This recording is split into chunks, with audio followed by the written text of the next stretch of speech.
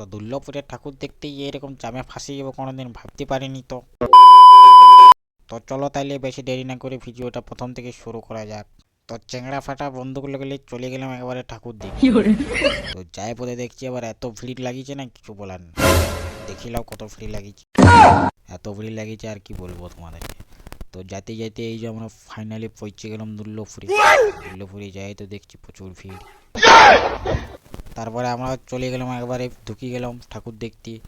তো তোমরা দেখিলে একটু দর্শনটা করিলাম, আমরা প্যান্ডেলের ভেতরে এসে একটু মা দুর্গার দর্শনটা করিলাম।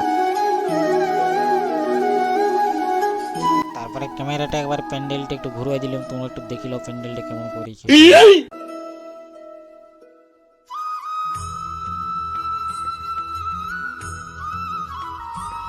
তারপরে আমরা একটু বেরিয়ে দিলাম বাইরে দিকে, যাই পথে দেখছি এবার বাউল হচ্ছে। তো তোমরা একটু শুনিলাও বাউলটা কেমন হচ্ছে।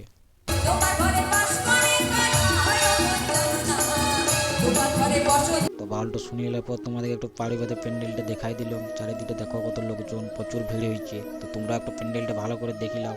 প্যান্ডেলটা তোমাদেরকে দেখাই আর আমি এখানে ভিডিওটা শেষ করি। তোমরা যদি এরকম আরো ভিডিও দেখতে চাও তাহলে কিছু করার দরকার নেই, পেজটাকে ফলো করো।